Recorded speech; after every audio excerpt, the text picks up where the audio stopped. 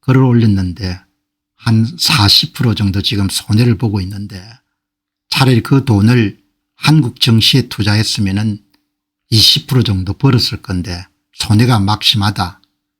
그거는 이제 좁은 시각으로 보는 거지 않습니까? 영어 표현으로 줌아웃 넓은 시각으로 보게 되면 비트코인을 투자한다는 것은 10년 정도 장기 투자를 하는 거지 않습니까? 10% 정도 자기 자산의 10% 정도를 장기 투자하는 건데 여기 이제 오늘 보시면은 이게 이제 가장 무난한 투자입니다. 지금 여러분 보시는 게 반도체 섹터 ETF SMH 그다음에 기술주 섹터 ETF FTC 그다음에 찰스 왑의 S&P 500의 절반을 투자하는 슈왑 SCHT 투자 가장 무난한 투자죠. 10년 수익률을 보면 SMH가 33% FTC가 23% SCH가 18.8%죠. 정확하게 변동성이 비례하죠. SMH는 변동성이 30% FTC는 23.2% 여기서 변동성이라는 것은 평균 수익률 더하기 빼기 변동 범위를 이야기하는 겁니다. 그래서 미국 사람들도 대부분 SCHG보다도 훨씬 더 수익률이 낮은 한 12%대 변동성이 13%대 상품인 VOO S&P 500에 여러분들 다 투자하는 500개 기업에 투자하는데 투자를 하지 않습니까? 여기 SMH는 투자 기업이 26개 정도 될 거고 FTC는 한 60개 정도 될 거고 60개나 70개 SCH는 260개 정도 되는 거죠. 가장 제가 볼 때는 대표적으로 괜찮은 그런 투자처죠. 여러분 그런데 오늘 이거를 왜 제가 한 번 더 이야기하는 거 하니까 여러분들이 아마 투자 경험이 2년 3년 정도 되시거나 이렇게 하면은 정권 계좌가 있을 거 아닙니까? 계좌에 자기가 투자한 돈에 대한 누적 수익률이 항상 표시가 되죠. 지금 이렇게 보시게 되면은 수익률이 그럼 33%하고 그다음에 23% 상품은 한 2년 3년 지나게 되면 수익률 격차가 엄청나게 큽니다. 수익률 격차가. 한 2년 정도 되면 거의 더블 이상 차이가 날 겁니다. 누적 수익률이. 예를 들면 2년 됐으면은 FTC는 한 46% 누적 수익률이 쌓일 것이고 SMH는 거의 66% 정도 쌓이니까 격차가 굉장히 큰 겁니다. 그래서 별것 아닌 것처럼 보이지만 연평균 수익률 1%가 5년 10년 15년 20년 장기 투자를 하게 되면 어마어마한 격차가 나오는 겁니다. 어마어마한 격차가. 그래서 제가 미국 사람들이 투자한 걸 볼 때 이해가 안 되는 게 왜 그렇게 많은 사람들이 SPY, VOO 같은 S&P 500개 기업에 500개 전부 다 투자하는 그런 상품을 사는지 이해를 할 수가 없는 거예요. 어차피 장기 투자하면은 변동성이란 큰 의미가 없는데 그러면은 1%라도 더 높은 상품을 사는 게 좋을 것 같은데 그게 제가 갖고 있는 그런 견해입니다. 예. 해피님 고맙습니다. 캐나다 계신 모양이네요. 예. 여러분이 보시기 바랍니다. 예. 그러니까 이거는 굉장히 중요한 그런 경험인데 처음에 저도 변동성이 낮고 웬만한 수익성을 갖고 있는 그런 ETF를 샀는데 시간이 가면서 이게 아니라는 생각이 드는 겁니다. 이게 아니란 것은 뭔가 하니까 어차피 5년에 10년 정도 장기 투자를 하게 되면은 변동성 크게 의미가 없다 이야기죠. 훨씬 더 많은 그런 관심이 어디에 주어져야 되는 거 하니까 수익성에 주어져야 된다는 거죠. 장기 투자를 한다면. 그러니까 반드시 자기가 투자하는 종목에 반도체 섹터 ETF 같은 걸 빼놓으면 안 되는 거죠.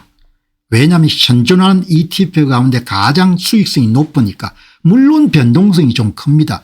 변동성이 큰 거는 매일 안 보면 되거든요. 한 달에 한 번 보거나 분기에 한 번 정도 자기 계정을 확인하면 되는 그거 정도 할 수 있는 거죠.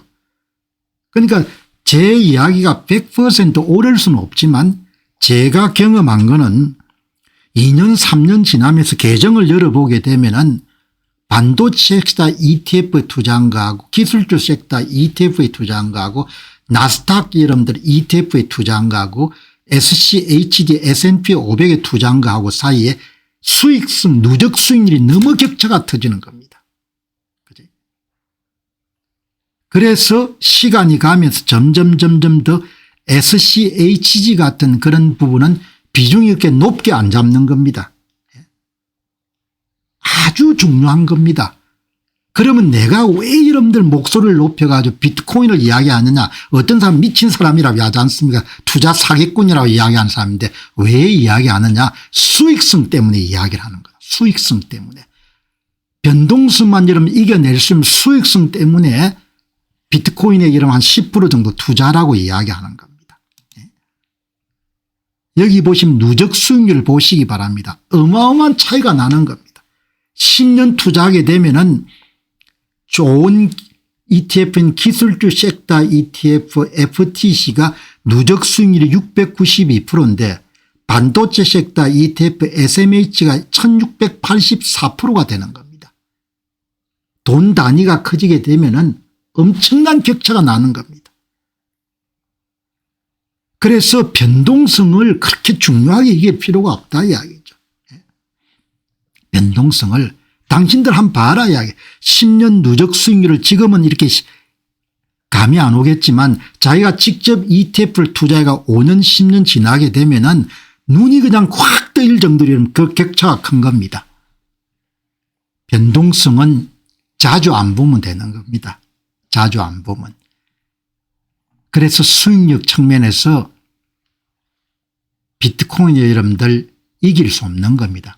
조금 전에 한 분께서 비트코인이 또 가격이 떨어졌다. 가격이 떨어지는 관계없습니다. 가격 떨어지면 현금 있으면 좀 사놓으면 더 좋은 거고 여기 오늘 두 분이 대화를 나눈 겁니다. 이 업계 원로로서 가장 실력 있는 두 사람이 지오바니 박사하고 스테판 박사입니다. 지오바니 박사, 스테판 박사가 뭐라고 이야기하는지 한번 들어보시기 바랍니다. 가격이 조정을 거친 이후에도 어떻게 몇 법칙을 따라 움직이려 하는지 주목하시기 바랍니다. 비트코인 가격의 조정은 거의 수직으로 일어나며 그 후 가격은 몇 법칙과 평행한 경로로 이동합니다. 비트코인은 대부분 몇 법칙에 따른 특성을 보입니다. 스테판 박사가 여러분 그거를 읽고 거의 K 영어 K자처럼 복원력 이 스프링 같은 복원력이 존재하는 것 같습니다. 지오바니 박사 말씀이 뭡니까? 떨어지면은 복원력이 작동해 가지고 다시 몇 법칙에 따라서 공정 가격으로 다 복귀한다. 그 이야기인 겁니다. 그 이야기니까 그렇게 고민할 필요가 없다는 거죠. 여기 보시기 바랍니다. 오늘 여기 이제 오늘 보시면은 여기에 비트코인 3달 역사와 14일 몬테카르 전망. 이 몬테카르 전망이라는 것은 일종의 시뮬레이션인 겁니다. 앞으로 14일 동안 비트코인 가격을 전망을 해 놓은 겁니다. 모델을 이용해 가지고. 여기 한번 보시기 바랍니다. 비트코인의 여러분들 3달 가격이 파워로 몇 법칙을 따르게 되면은 공정 가격이 12만 5,710불 정도 나올 거로 보는 거죠. 거기서 표준 편차가 0.25만큼 떨어지게 되면 10만 불 수준. 추가적으로 0.25가 더해져서 0.50 수준이 되면 8만 8천 불 수준. 그죠? 그 다음에 추가적으로 여러분들 더 떨어지게 되면 7만 4천 불 수준. 표준 편차에서 1만큼 떨어지게 되면 6만 2천 불 수준. 여기서 여러분들 1부부터 더 뛰면은 25만 불 수준. 이걸 여러분들 이렇게 프로그램을 돌려가 이렇게 추정해 가지고 제시를 한 겁니다. 그럼 이거는 뭐냐 하면은 지금부터 기준을 해 가지고 가격이 어떻게 바뀌겠냐 이렇게 추정한 겁니다. 추정을. 가격이 이렇게 여러분들 바뀔 가능성이 높다는 거죠. 그러니까 핵심은 여러분들 이분들이 하고 싶은 이야기가 뭔가 하니까 어차피 모든 것이 다 추세선으로 돌아간다는 겁니다. 이게 짙은 색 파월로 미디안 그래프로 다 돌아간다는 겁니다. 그런데 14일 동안은 움직일 범위가 이 정도에서 가격이 움직일 것 같다 이렇게 이야기하는 겁니다. 그렇지? 그러니까 오늘 뭐 이렇게 가격이 떨어졌을 때 매력이 없으니까 많은 사람들이 무시할 수가 있는데 오늘 이제 한 번 더 이 문제를 거론하는 것은 가장 무난한 투자는 여기에 있는 투자다. 여기에 있는 투자가 되고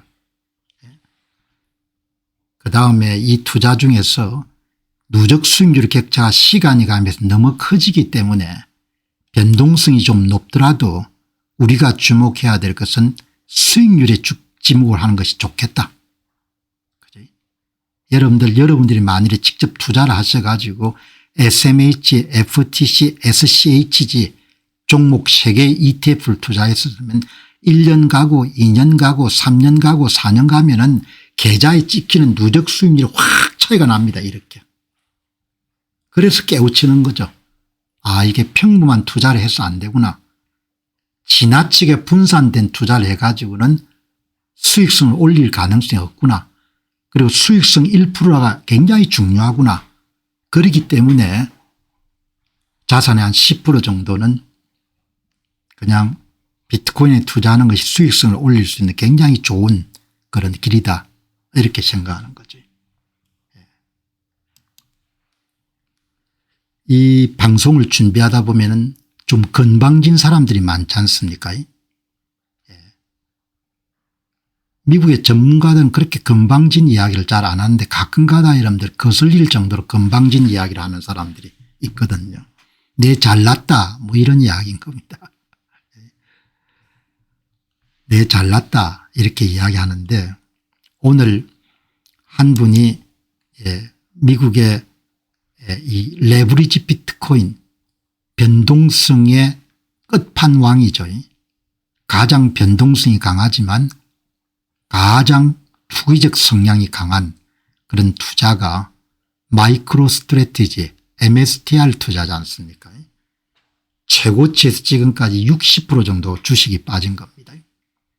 여러분 주식이 60% 빠지는 것은 가능한 이야기입니다. 70%도 빠지고 80%도 빠지는 겁니다. 오늘 이번 하락을 비교적 정확하게 맞춘 닥터 프로핏 논리는 가격이 더 빠져서 3만 5천에서 4만 5천 불 수준까지 더 떨어졌다가 그다음에 이제 반등하기 시작할 것이다. 그렇게 주장하는 사람이지 않습니까? 그 견해를 여러분에 소개해 드렸습니다. 제만 알고 있을 수가 없기 때문에. 그런데 오늘은 좀 굉장히 건방진 이야기를 쓴 겁니다. 내가 여러분 마이크로 스트래티지의 공동 창업자인 마이클 세일리한테 경고했는데 당신 그따위로 회사 운영해서 안 된다. 이렇게 이야기하는 겁니다.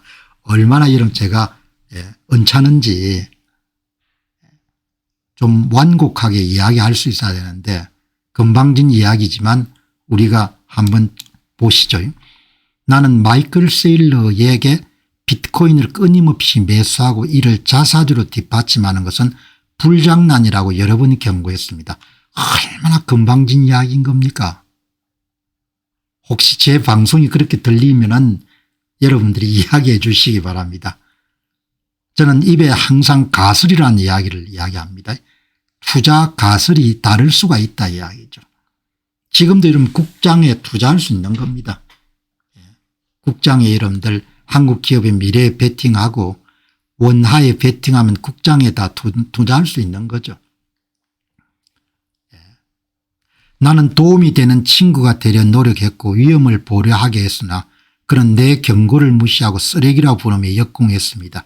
이제 그 사실을 다시 상기시키고자 합니다. 이거는 이야기를 할 수가 없지 않습니까? 이거는 마이클 세일러가 갖고 있는 투자 가설의 핵심이지 않습니까? 비트코인은 궁극적으로 100만 불 1000만 불을 돌파하고 가장 근본적인 화폐 시스템의 기초가 되기 때문에 가격 등락이 있더라도 분할 매수를 계속해 나가겠다. 그게 정신 나간 불장난이라고 이야기하지 않습니까? 이런 건방지게 이야기하는 겁니다. 여기에 닥터 프로핏 글이 조금 건방지긴 하지만 그래도 뭐 건방하고는 또 내용하고는 구분해야 되니까 제 경고 이후에 마이크로 스트리트 주가는 고점 대비 약 75% 하락했고 비트코인은 정점 대비 약 52% 폭락했습니다. 마이크로 스트레이트의 평균 단가는 76,000달러고 현재 비트코인은 66,000달러에 근처에 있습니다. 포지션은 취득 원가 대비 약 13% 손실 상태입니다. 실현되지 않은 장부상의 이런 손실이니까 올랐으면 좋겠지만 가격이 내려가는 것은 개인이 어떻게 해볼 도리가 없지 않습니까? 2020년도 매수 시작한 이후 의미 있는 이익 실현이나 전략적 매도를 단 한 번도 하지 않았으며 마이클 세일러는 여러분들 시장에 맞춰서 팔고 사고 하는 것을 안 하겠다는 거 하는 거지 않습니까? 닥터 프로핏은 사고 파는 능력이 있으니까 잘 사고 잘 파는 일을 해서 부자가 될지는 모르겠지만 그래서 이런 나무라는 게 뭔가 하니까 왜 사고 팔지 않느냐 이렇게 이야기하지 않습니까? 그렇게 여러분들 나무랄 수가 없지 않습니까? 아니 당신은 능력이 있어 가지고 시장에 맞춰서 팔고 사고를 잘하는데 마이클 세일러는 이런 파는 걸 안 하겠다는 거 아니에요. 그거가 여러분들 잘못된 일이라 이렇게 지적하면 안 되는 거죠. 75% 이러면 도달해가 다음에 여러분들 100% 뛸 수도 있는 것이고 줌 아웃 시간 길이를 넓히게 되면은 그러면 여러분들 아무 문제가 안 되는 거죠. MSTR 투자자들은 변동성을 고통받고 있습니다. MSTR에 투자할 때는 당연히 결심을 하고 투자를 하지 않습니까? 비트코인보다도 훨씬 더 변동성이 높은 자산이라는 것은. 세일러는 이미 2000년 닷컴 버블 당시 가장 큰 패배자 중 한 명이었습니다. 패배자 중 한 명인데 살아남았잖아요. 과거의 일을 가지고 이렇게 여러분들 지적하면 안 되지 않습니까? 나는 그에게 현재 AI 버블이 2026년 역사를 반복하길 위험이 있다고 말했습니다. 그거는 뭐 이야기할 수 있는 건 네 일이고 그거는 마이클 세일러가 여러분 알아서 할 일이지 않습니까? 나는 MSTR과 세일러의 행운을 빌지만 이런 후기 사이클 환경이 이토록 무모한 거래 방식을 이해할 수가 없습니다. 시장은 비트코인에 대한 맹목적인 믿음이 아니라 절제에 부담합니다. 살 때가 있으면 팔 때도 있는 법이다. 그건 닥터 프로핏이 살 때가 있으면 팔 때가 있다는 철학인 거고 마이클 세일러는 안 팔고 계속 장기 보유하겠다는 철학인 거 철학을 공격하면 안 되는 거죠. 그 글이 얼마나 제가 봐도 여러분 건방진 건지 야 네가 얼마나 똑똑한데 그런 이야기를 하냐 이런 생각이 드는 겁니다. 자기 의견을 필요할 수 있지만 그 사람의 투자의 근본적인 믿음을 공격할 수는 없지 않습니까? 한 사람이 이렇게 이야기하지 않습니까? 이 스크린샷들은 미래에 매우 잔혹한 기록이 될 것입니다. 닥터 프로핏 당신은 2022년에 똑같은 헛소리를 했다가 겸손해졌을 것이라고 확신합니다. 이번에도 마찬가지입니다. 크리스퍼 로스트는 세일러는 불장난을 하고 있는 게 아닙니다. 그는 주주들의 돈으로 제사를 지내고 있는 겁니다. 주주들 돈으로 제사를 지내는 것이 아니고 가장 값싸게 여러분들 자본을 조달해 가지고 MSTR 보통주 한 주당 비트코인 보유량을 계속 증가하지 않습니까? 마이클 세일러가 돈을 떼먹은 게 아니고 여러분 지금 이제 비트코인 여러분들 떨어져 가지고 야단이다 이러면 당연히 여러분 야단이죠. 6개월 단위로 보면 1년 단위로 보면은 비트코인 투자할 때 뭐라고 이야기했습니까? 10년 단위로 보고 투자하는 거다. 아무 문제가 안 되는 겁니다. 10년 단위로 볼 때 비난받아야 될 일이 칭찬받아야 될 일이 6개월이나 1년 단위로 보면 어마어마하게 비난받아야 되는 이야기죠. 최소한 나는 이런 논평은 안 한다는 겁니다. 크리스토퍼 시틀러라는 사람이 하지 않습니까? 마이클 세일러는 기본적으로 회사를 담보로 비트코인 롱 레버리지를 일으킨 겁니다. 그가 역사의 어느 쪽에 서게 될지 곧 알게 될 것입니다. MSTR 마이크로 스트래티지 왜 투자합니까? 비트코인의 롱, 비트코인이 이런데 가격이 계속해서 올라가서 결국은 성자가 될 것이다. 그래서 여러분들 투자하지 않습니까? 저도 MSTR 주식을 좀 갖고 있는데 왜 투자합니까? 간단합니다. 내가 자금을 직접 여러분들 조달하는 것보다도 마이클 세일러가 훨씬 더 금융공학을 잘 아니까 더 잘 조달할 것이고, 그래서 여러분들 돈을 MSTR에 빌려주는 겁니다. 그럼 왜 빌려주냐? 롱 포지션이야. 비트코인 롱 포지션. 비트코인 오를 거다고 보는 겁니다. 그러니까 이 사람의 철학, 제가 오늘 이 방송을 한 것은 비트코인 다음에 이런 가장 고수익성 자산이 마이크로 스트래티지이기 때문에 오늘 방송을 보시는 분들도 마이크로 스트래티지 주식을 갖고 계신 분이 계실 겁니다. 그게 이런 투자의 절정이다. 절정. 어떻게 보면 투기의 절정이라고 볼 수가 있는데, 비트코인 롱 레버리지인 거죠. 비트코인이 오를 것이라는 것이 베팅하는 겁니다. 자기만 똑똑하다고 그렇게 볼 필요가 없는 거예요. 다른 사람들 이야기를 들어보는 겁니다. 여기 닥터 프로핏 이야기를 보고, 당신이 마이클 세일러만큼 수십억 달러 이익을 내면 그는 당신을 믿을 겁니다. 사고 팔지 않겠다는 그의 결정은 비트코인을 크게 강화합니다. 그의 비전은 현재가 아니라 장기를 향해 있습니다. 현재의 통평합 시스템을 실패할 운명이며 비트코인은 금융 시스템을 현대화하겠다는 사명으로 등장했습니다. 그는 분명 보상받을 겁니다. 완전히 의견이 다르죠. MSTR 마이크로 스트래티지 주식은 비트코인의 미래의 롱 포지션, 비트코인의 밝은 미래에 대해서 베팅하는 겁니다. 베팅하는 거죠. 그런데 변동성이 비트코인보다 훨씬 더 큽니다. 그래서 누구에게나 절대 권할 수 없는 주식인 거죠. 그러나 마이클 세일러 이런 견해에 동의하는 사람들은 돈을 투자하는 것이고, 그렇게 해서 비트코인을 실패하면 돈을 다 날리는 겁니다. 비트코인을 성공하게 되면 대박을 치는 거고. 그러니까 여기 보시면은 지금 125분에 턱없이 낮은 가격인 거죠. 그런데 더 낮아질 가능성이 있는 겁니다. 만일에 닥터 프로핏 이야기처럼 비트코인이 45,000불 되나 이렇게 하면 진짜 100불 이하로 떨어지는 거죠. 저는 강한 확신이 있는 겁니다. 이걸 롱 포지션 했다고 보는 겁니다. 비트코인을 투자할 때. 그리고 이런 그래프는 개별 단일 종목에서 언제든지 볼 수 있는 종목이죠. 그래서 계속 지금도 사모으는 겁니다. 이번에도 보통주를 발행해 가지고 MSTR 보통주를 발행해 가지고 단가 개당 67,300불에서 592개를 산 겁니다.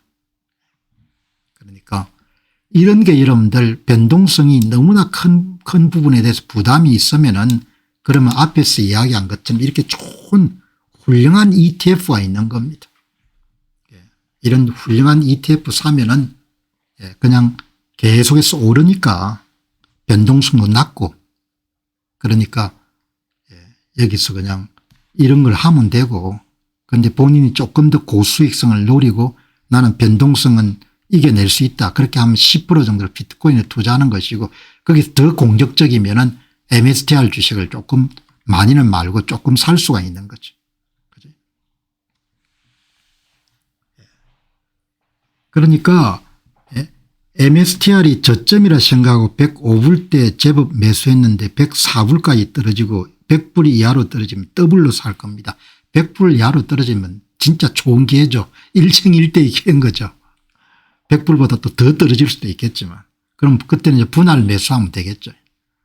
그러니까 뭐 이 용기가 없으면 투자를 할 수가 없는 거고, 본인이 감당할 수 있는 위험 관리 한도 내에서, 여러분 다시 이야기 드리면은 투자를 하고 여러분 2년 3년 지나 보니까 누적 수익률이 엄청나게 차이가 나는 겁니다. 이렇게 누적 수익률이 연평균 수익률에 따라 가지고 누적 수익률이 어마어마하게 차이가 나니까 직접 자기 계정에 똑같은 여러분들 만불을 투자했는데 1년 2년 3년 4년이 가면 누적 수익률이 격차가 나니까 당연히 이 변동성은 크게 개의할 필요가 없구나. 수익성이 높은 위주로 그렇게 투자를 해야겠구나. 그렇게 투자 철학을 정립을 했다. 그 점을 여러분 오늘 말씀드리기 위해 가지고 오늘 비트코인 투자하고 이런 MSTR 투자를 한 번 정도 더 말씀을 드리는 겁니다. 그렇게 여러분들이 보시면은 좋을 것 같고, 그 다음에 이제 항상 여러분들이 글을 보다 보면은 상대방이 올린 글을 가지고 이제 생각을 하게 되지 않습니까? 여기 이제 오늘 한 분이 비트코인 매거진에 비트코인을 자기가 갖고 있는 주식의 90%를 팔아가 여러분들 비트코인 한 개를 샀다는 소식이 난 겁니다. 나는 지금 방금 6만 불 대에서 산 겁니다. 그래서 이제 한번 보시면은 저는 방금 올인해서 비트코인 한 개를 통째로 샀습니다. 이렇게 나온 겁니다. 제가 읽어봤습니다.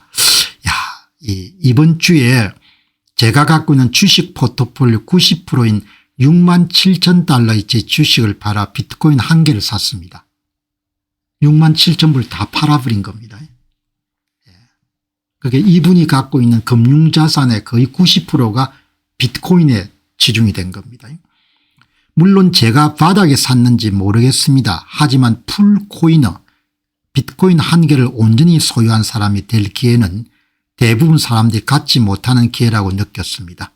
작년에는 제 주식 포트폴리오가 10만 달러를 넘지 못해서 기회가 없었습니다. 비트코인을 한 개 가지는 풀코이너가 되니까 벌써 기분이 정말 좋습니다. 제 목표는 15년 동안 보유하는 것이고 앞으로도 계속 매수할 겁니다. 매수 단가 아래로 떨어질 때마다 적립 투자를 할 계획입니다. 더 안전한 금이나 은을 선택할 수도 있었겠지만 비트코인은 오직 2100만 개뿐이고 그 숫자가 정말 적게 느껴졌습니다. 여러분 이 전략은 본인이 엄청나게 본인한테는 큰 선택인 겁니다. 일생일대의 결단한 거죠. 본인이 예를 한 7만 불 정도 여러분들 주식을 갖고 있는데 그중에 90%인 6만 7천 불 다 팔아가 이런 비트코인을 한 개 사버린 겁니다. 그럼 이분의 포트폴리오는 어떻게 지금 되어 있는 거 아니까 6,700불의 주식하고 한 개의 비트코인으로 구성되어 있으니까 90대 10%를 배당을 한 겁니다. 여기에 대해서 잘했다 못했다 제가 여러분들 이야기를 하기가 힘들 것 같아요. 어마어마한 배팅을 한 겁니다. 이분 입장에서는 갖고 있는 여러 비트코인을 주식을 다 팔아한 겁니다. 산술적으로 보면 그냥 6,700불 정도의 주식만 갖고 있는 겁니다. 나머지 이런 비트코인을 한 개 산 겁니다. 그야말로 올인한 거죠. 이렇게 하라는 이야기는 절대 아닙니다. 제가. 그런데 어마어마한 결단을 내린 겁니다.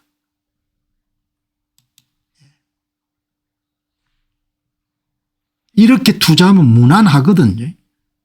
비트코인은 변동성이 크기 때문에. 그러면 여러분들 지금 이 계산해 보면은 대개 스테판 박사나 지오바니 박사의 여러분들 연구 결과를 바탕으로 하게 되면은 앞으로 한 10년 동안 비트코인의 연평균 수익률을 36.5%를 잡고 있습니다. 36.5%. 지금부터 시작해 가지고 8.5년 정도의 비트코인 한 개당 100만 달러를 돌파할 거로 보기 때문에 36.5% 정도 연평균 수익률이 될 거다 이렇게 보는 겁니다. 그러면은 반도체의 10년 수익률이 33%나 기술 섹터 23%에 비해서 현저하게 높죠. 100만 프로. 여기 보시게 되면 그럼 비트코인 수익률이 40%하고 그다음에 S&P 500의 절반을 투자한 SGH의 18.8%를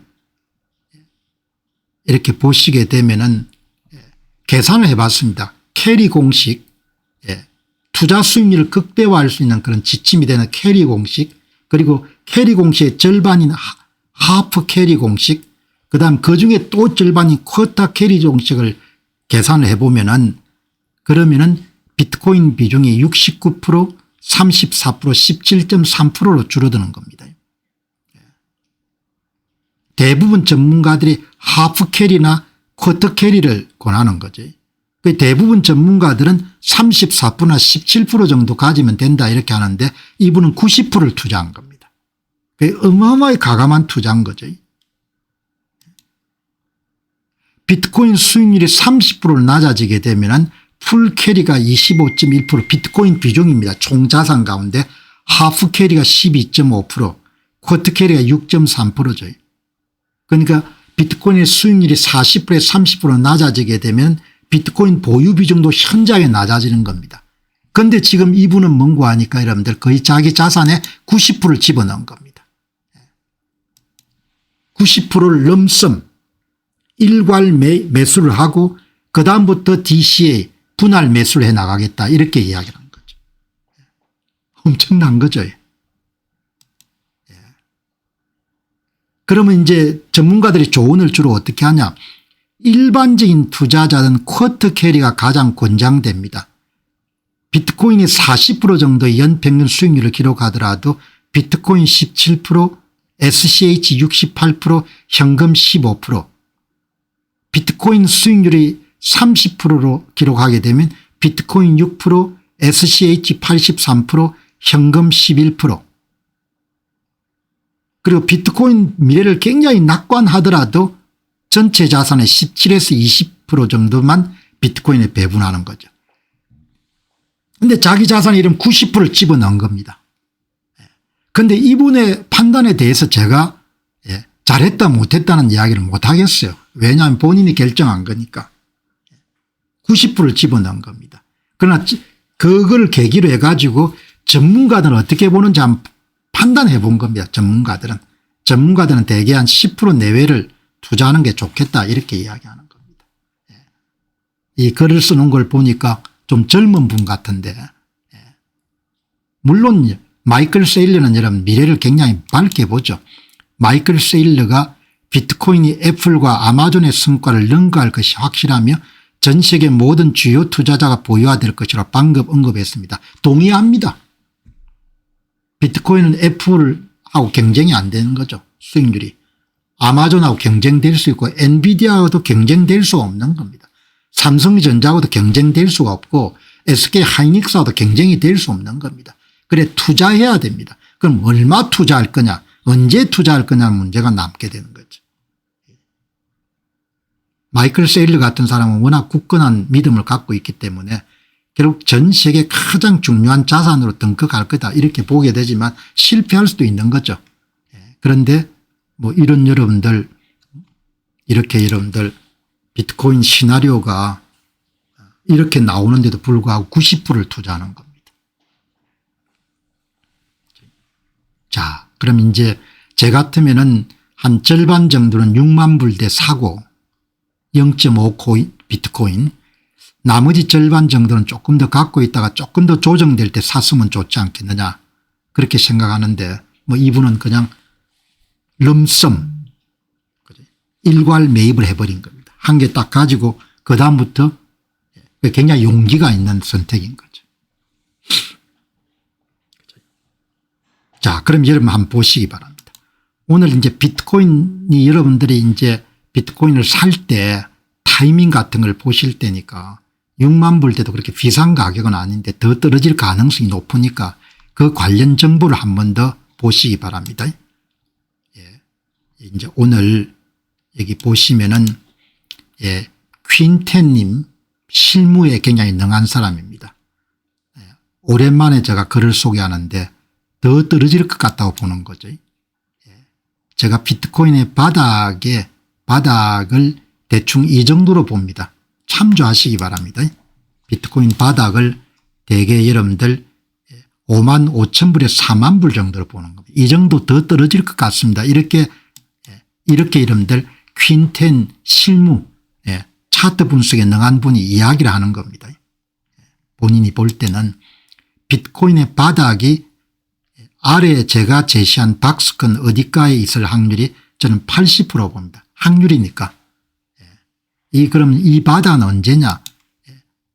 전 고점을 치고 나갈 때 이런 바닥에 해당한다는 그런 이야기를 하는 거죠. 그러니까 여러분들이 비트코인이 과거에 강하게 뚫고 올라가던 지점을 다시 내려올 때 거꾸로 든든한 버팀목이 되는 경향이 있습니다. 현재 가격이 빠르게 떨어지고 있지만 이것은 과거에 폭발적인 상승이 시작됐던 발판을 다시 확인하러 가는 자연스러운 과정으로 저는 여깁니다. 이분이 그런 이야기를 하는 겁니다. 그다음에 이 분야에서 이제 의견을 굉장히 많이 제시하는 테드라는 사람 이야기 한번 들어보시기 바랍니다. 이분은 원가 개념을 가지고 바닥에 대한 추정을 하는 겁니다. 비트코인의 전기 비용이 현재 53,500달러까지 떨어졌습니다.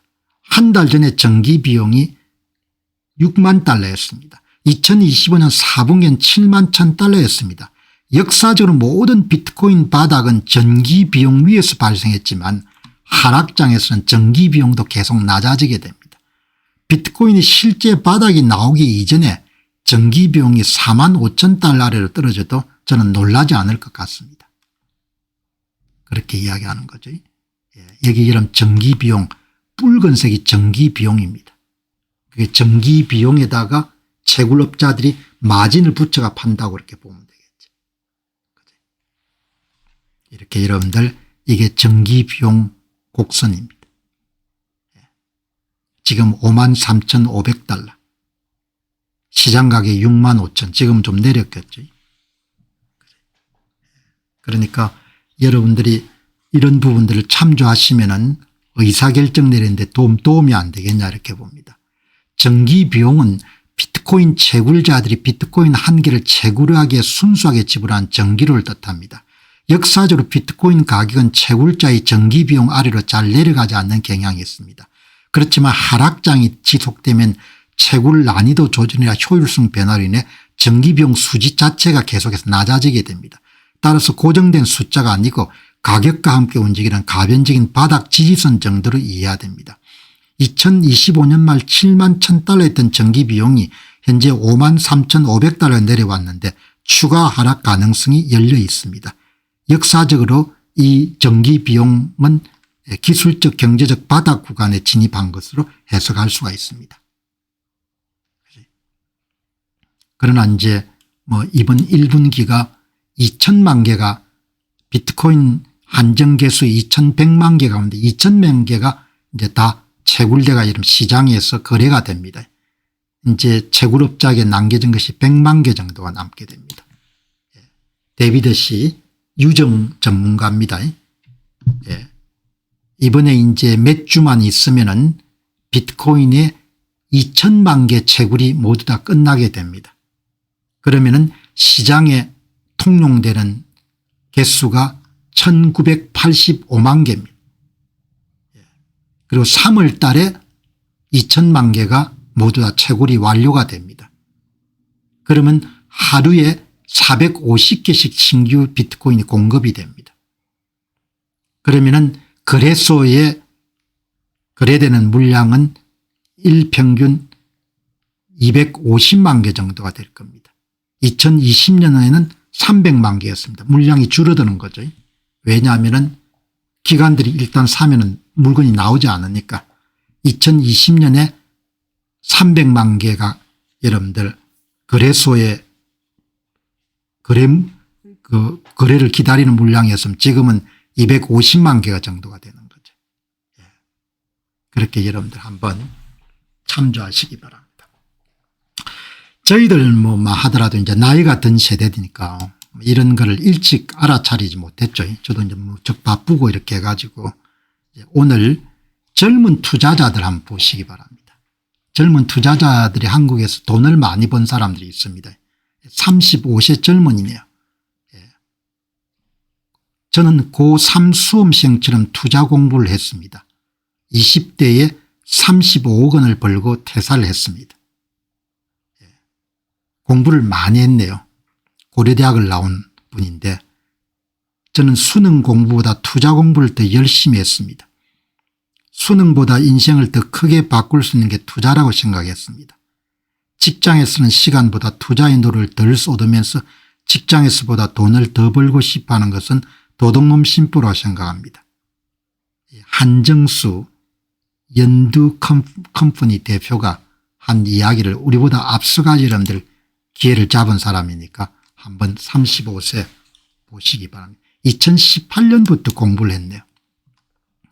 2014년 군 제대 이후에 고려대 경영학과 대학 시절부터 투자를 시작했네요. 2018년 신한카드 신입사원을 할당할 때 투자자로서 전환을 한 겁니다. 신입사원 시절 1년에 100권씩 책을 읽고 주요 언론 기사를 거의 매일 챙겨봤습니다. 세상이 어떻게 돌아가는지를 이해하면 투자는 단순한 숫자 놀이가 아니라 미래를 예측하는 게임이라는 것을 알게 됐습니다. 공부를 굉장히 해가지고 젊은 날에 여러분들 자기 기반을 잡은 사람이기 때문에 이 사람이 비트코인을 어떻게 보는지 제가 기사를 읽다가 여러분한테 한번 소개해 드리는 게 좋겠다.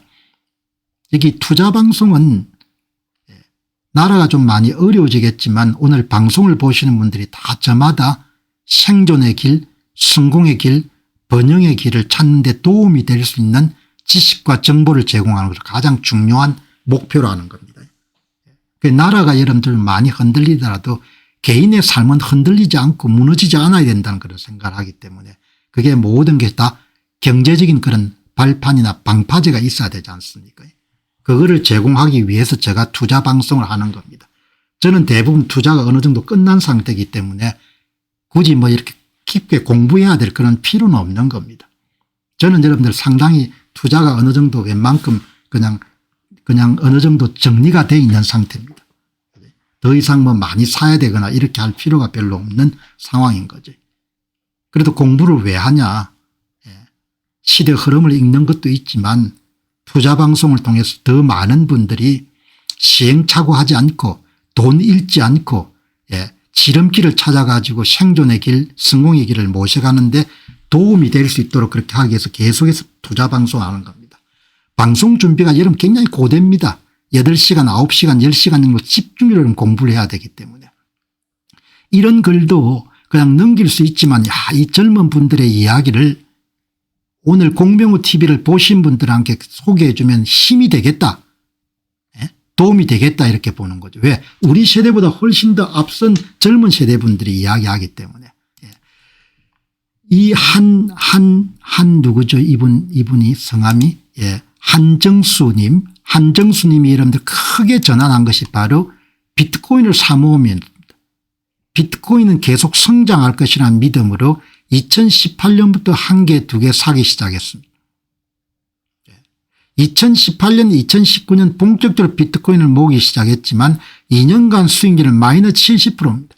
그러니까 지금 여러분들 수익률이 50% 정도 떨어졌다 해가지고 낙담을 할 필요가 전혀 없는 겁니다. 고변동성 자산이 아니면 고수익성을 가질 수가 없는 겁니다. 2천만 원 하던 이런 자산이 400만 원대까지 폭락하니까 정신이 있었겠습니까? 그걸 참고 견뎌내야 되는 거죠. 그러다가 2020년 코로나 팬데믹이 닥쳤습니다. 코로나는 그에게 다른 의미였습니다. 그는 이것을 10년에 한 번 올까 말까할 기회라고 해석했습니다. 영화 빅쇼트 속의 2008년 금융위기 장면을 떠올리며 위기 국면에서 과감한 베팅을 결심했습니다. 레버리지 대출을 지렛대 삼아 투자를 활용해서 비트코인을 30개 정도 사모았습니다. 코로나 시기 자산 가치가 워낙 저평가되어 있었고 양적 완화를 시작했기 때문에 달러 가치가 앞으로 하락할 수밖에 없다고 생각해서 일종의 하프에 대한 역배팅이었습니다. 이게 이제 맞아떨어졌던 겁니다. 레버리지를 한 겁니다. 레버리지를. 엄청나게 용기 있는 배팅을 한 거죠. 그러나 누구에게든 권할 수 있는 건 아닌 겁니다. 이런 종류의 여러분들 좀 완화된 위험이 레버리지 비트코인의 MSTR에 투자하는 거죠. 6만 불 되는 더 내려가겠지만 그래도 저렴한 시기고 여러분들 그런 기회가 다시 올 수 있을까라는 생각할 정도로 여러분 그렇게 그런 기회가 다시 온 거죠. 30개 정도를 모았으니까 지금 여러분들 기준으로 하면은 36억 정도의 자산이 된 겁니다. 투자는 이렇게 한 번 결정에 따라서 완전히 명운이 달라지는 겁니다.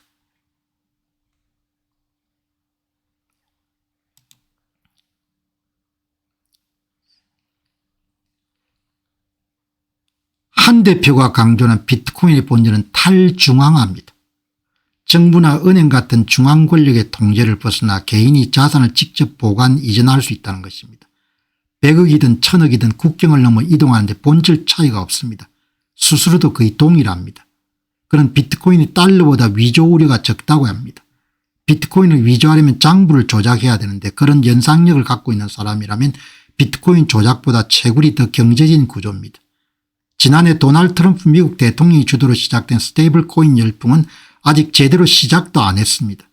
그런 금과 비교해 비트코인은 좋은 것밖에 없다며 금은 무겁고 보관 운송 비용이 들지만 비트코인은 국경에 제약이 없고 이동 비용이 사실상 동일하다고 말했습니다. 이 젊은 분이 공부를 2018년부터 한 사람 입에서 지금 금이 열풍인데 이렇게 이야기하는 겁니다. 금하고 비교해서 그 비트코인은 좋은 것밖에 없다는 것. 엄청나지 않습니까? 그래서 제가 여러분에게 소개하는 겁니다. 젊은 분이 공부를 많이 해가지고 금과 비교해서 비트코인 좋은 것밖에 없다는 거 아닙니까? 얼마나 이러면 앞선 생각인 겁니까? 비트코인을 가장 간결한 코드로 구현된 가치 저장 수단이라고 정의한다. 핵심을 정확하게 짚고 있는 거죠. 이더리움은 스마트 계약과 DApp이 돌아가는 일종의 운영체계 OS에 가깝다고 본다. 그런 비트코인은 P2P 캐시 시스템이라는 원래 목적에 충실하고 이더리움은 그 위에서 다양한 계약과 금융활동을 구현하는 플랫폼이라고 말한다. 특히 스테이블 코인과 디파이 성장 여부가 이더리움 생태계 확장의 핵심 변수라고 진단한다. 스테이블 코인 시장이 커질수록 이더리움 네트워크 활용도도 역시 높아질 것이라고 한다. 이더리움 가능성에 대해서 굉장히 높게 보는 거죠. 현대 금융학의 아버지라 불리는 노벨 경제학상 수상의 유진 파마 시카고대 교수가 비트코인 가치는 10년 안에 0으로 수렴할 것이라 예측한 것에는 동의할 수 없다고 말한다. 그런 쓸모가 없다고 가치가 없는 것은 아니라면서 포켓몬 카드 같은 소지품이 대표적이라고 본다. 희소성과 신뢰가 곧 가치의 근원이라고 말했다. 여러분 우리가 좀 늦었지만 이렇게 젊은 분들이 젊은 날 판단 내려가지고 이렇게 여러분들 크게 자산을 불린 겁니다. 우리는 이렇게 리스크를 감당할 수 있는 그런 연배는 아니지만 그러나 지금은 한 대표 한정수 대표가 뛰어들 때에 비해서 훨씬 더 많은 정보가 노출된 겁니다. 공개되어 있는 것이고 비트코인의 미래가 그때에 비해 비할 수 없을 만큼 지금은 여러분들 창창대로가 열려 있는 거죠. 그러니까 오늘 제 이야기에 대해 가지고 얼마나 인상적입니까? 전부가 금 산다고 야단인데 한정수 대표는 금과 비교해 비트코인은 좋은 것밖에 없다. 이렇게 이야기하지 않습니까? 그지? 자, 여러분 오늘 방송 여기서 마무리하고 또 내일 여러분 새 주제 준비해서 여러분 찾아뵙도록 그렇게 하겠습니다. 아무쪼록 공병호 TV에 제공하는 그런 정보와 지식이 기초가 돼서 여러분이 훌륭한 판단을 내리셔 가지고 나라가 조금 이렇게 힘이 없이 어려워지겠지만 그럼에도 불구하고 개인이 경제적 발판을 방파제를 그리고 재무적 요새 파이낸셜 포트레스라는 표현을 쓰지 않습니까? 어떤 파구가 밀려오더라도 극복할 수 있는 그런 재무적 요새를 구축하는데 여러분이 적극적으로 활용하셔 가지고 좋은 결실을 거두시기 바랍니다. 그리고 주변에 이런 금융정보나 이런 부분들을 구하시는 분들한테 널리 소개하셔 가지고 그분들이 시행착오 겪지 않고 지름길을 찾을 수 있도록 그렇게 도와주시기 바랍니다. 마무리하도록 하겠습니다. 감사합니다.